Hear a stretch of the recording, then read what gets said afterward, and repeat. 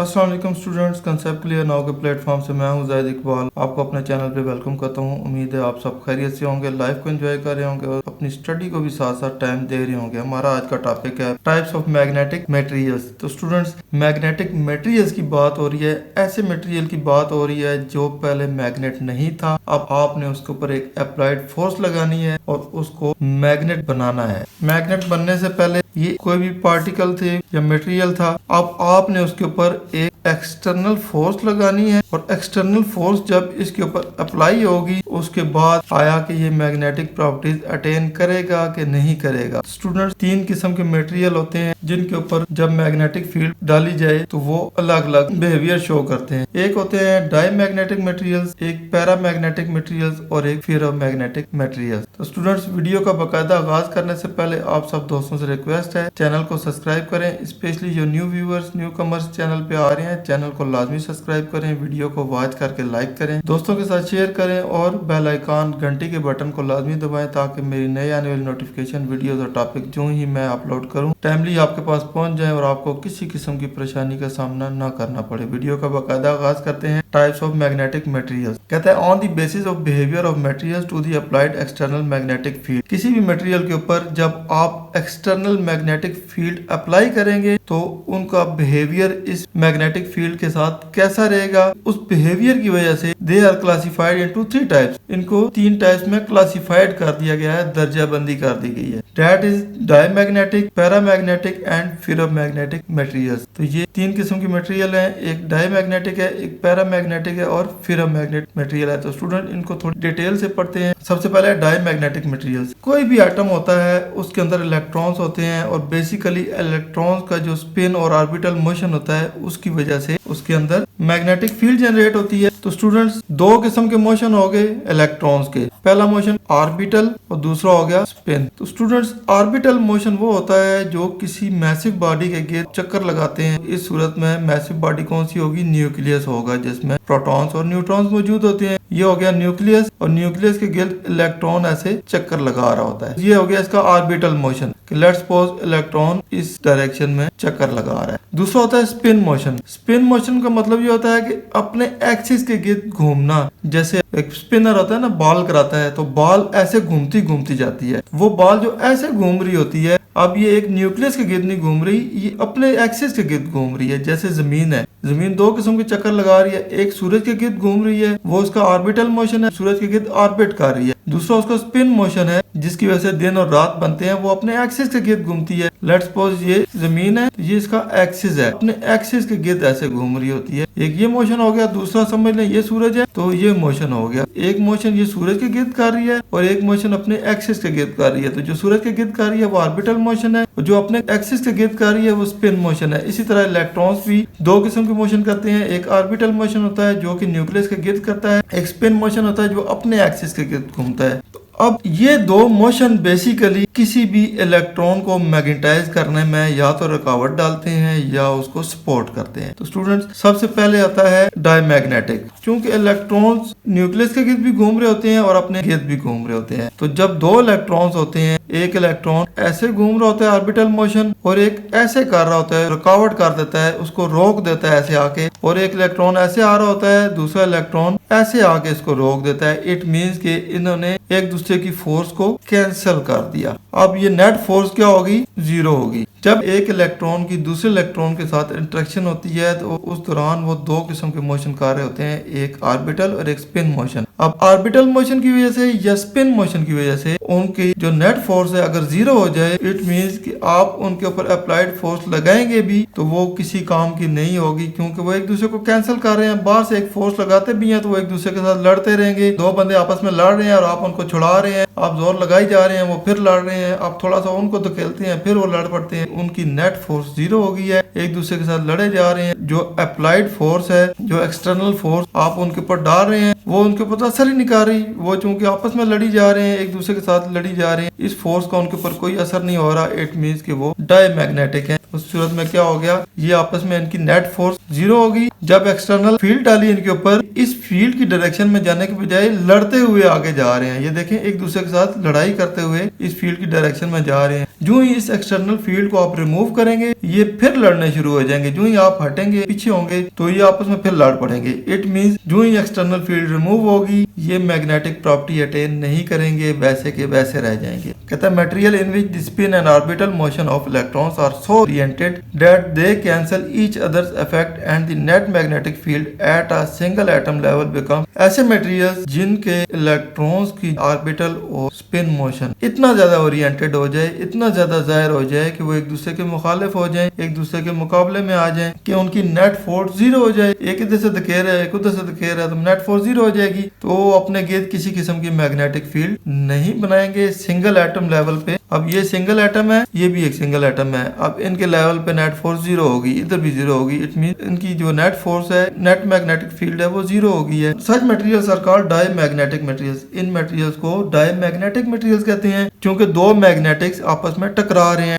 They are slightly repelled by a magnetic field and do not retain the magnetic properties when the external field is removed. जब इनके ऊपर external field डाली जाएगी इनको magnet बनाने के लिए तो ये स्लाइटली रिपेल्ड तो होंगे। वही बात है, आपस में लड़ रहे हैं तो आप उनके ऊपर जोर लगा रहे हैं तो वो हल्के से तो इधर उधर होंगे, लेकिन वो एक दूसरे को छोड़ेंगे नहीं, लड़ाई के मूड में रहेंगे। तो जो ही आप एक्सटर्नल फील्ड रिमूव करेंगे तो वो वैसे के वैसे रह जाएंगे। Their magnetic field intensity is very small and opposite to the external magnetic field. इनकी मैग्नेटिक फील्ड की इंटेंसिटी बहुत स्मॉल है क्योंकि ये एक दूसरे के साथ लड़ रहे हैं। इनकी नेट फोर्स तो जीरो है, तो ये मैग्नेटिक फील्ड की ऑपोजिट डायरेक्शन में रहेगी, हर वक्त उसकी डायरेक्शन में अलाइन नहीं होगी। जो ही एक्सटर्नल फील्ड रिमूव करेंगे जो इनको मैग्नेट बनाने के लिए अप्लाई की गई थी तो ये वैसे के वैसे रह जाएंगे। इनको कहेंगे डायमैग्नेटिक मटेरियल्स। इनकी एग्जांपल्स क्या है? कॉपर है, जिंक है, बिस्मुथ है, silver, gold, marble, water, glass and लकड़ी। ये सारी चीजें ऐसी हैं कि जिनके अंदर जो इलेक्ट्रॉन्स होते हैं आपस में एक दूसरे के साथ गुथम गुथा हुए होते हैं। उनकी जो ऑर्बिटल और स्पिन मोशन ऐसे हिसाब से होता है कि एक दूसरे के मुकाबले में बार बार आ रहे होते हैं। जब आप उनके ऊपर एक्सटर्नल फील्ड डालते हैं ताकि उनकी एक डोमेन बना दी जाए, उनको मैग्नेटाइज कर दिया जाए, तो उस फील्ड के मुकाबले में इनकी आपस में जो लड़ाई होती है उसकी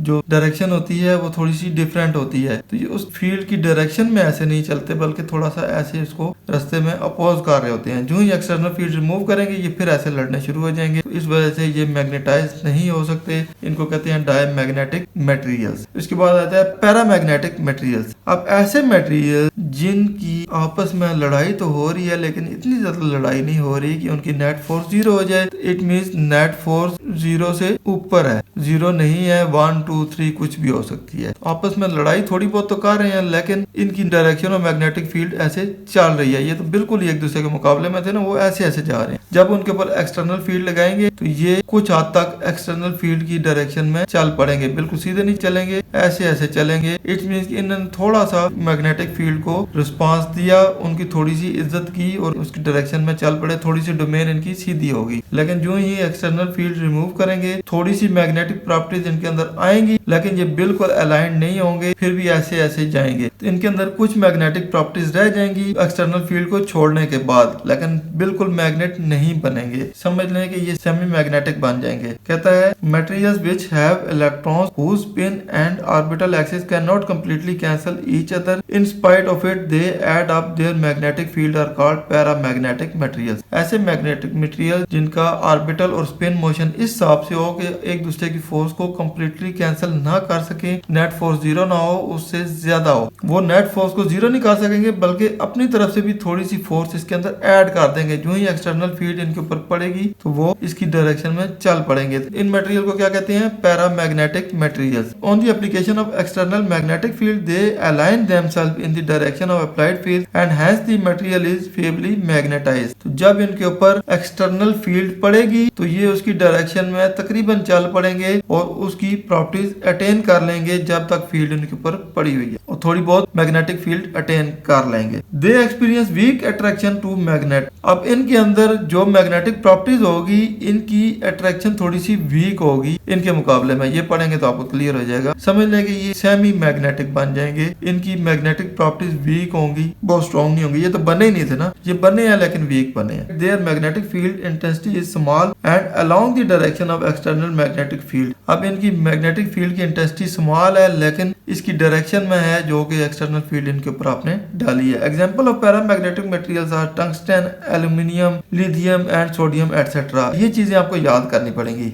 ये जितने भी इनकी एग्जांपल्स हैं ये आपको याद करनी पड़ेंगी खुद से। Such materials which have non zero magnetic field B is not equal to zero in the absence of external field are called paramagnetic materials. Student इसको पैरामैग्नेटिक कर लें तो वो कह रहा है कि ऐसे मटेरियल्स जब इनके ऊपर से एक्सटर्नल फील्ड रिमूव कर दी जाए लेकिन नॉन जीरो नेट फोर्स इनके ऊपर हो, थोड़ी बहुत मैग्नेटिक प्रॉपर्टीज इनके अंदर रह जाए, इनको कहेंगे पैरामैग्नेटिक मटेरियल। इसके बाद आता है फेरोमैग्नेटिक मटेरियल्स। फेरस कहते हैं स्टूडेंट्स लोहे को, फीरियम से आप याद रखें कि इसमें लोहा और वो चीजें आ जाएंगी जो अट्रैक्ट करती हैं। तो स्टूडेंट्स ऐसे मटेरियल्स जो किसी किस्म की लड़ाई नहीं कर रहे थे, इनकी आपस में सुलह थी, दो इलेक्ट्रॉन्स आपस में एक डायरेक्शन में ऑलरेडी ट्रेवल कर रहे थे, इट मींस कि इनकी नेट फोर्स जीरो नहीं थी बल्कि जीरो से बहुत ज्यादा थी। तो नेट फोर्स क्या होगी, 1 से ऊपर कितनी ऊपर है, ये इनकी इंटेंसिटी के हिसाब से होता है। तो एक्सटर्नल फील्ड इनके ऊपर डालेंगे, ये ऑलरेडी उसी फील्ड में चाह रहे थे, उसी डायरेक्शन में चाह रहे थे, तो ये एक्सटर्नल फील्ड डालने की वजह से बहुत आसानी से बिल्कुल अलाइंड हो जाएंगे, बिल्कुल इनकी डायरेक्शन सीधी हो जाएगी। अब देखें ये एक्सटर्नल फील्ड थी, इनकी डायरेक्शन बिल्कुल सीधी नहीं हुई, इनकी तो हुई नहीं ना, ये तो लड़ाई करते जा रहे थे ऐसे। इनकी थोड़ी सी सीधी हुई, इनकी बिल्कुल सीधी होगी। ये ऊपर एक्सटर्नल फील्ड है, नीचे इनकी डोमेन बन गई है। तो जब एक्सटर्नल फील्ड रिमूव करेंगे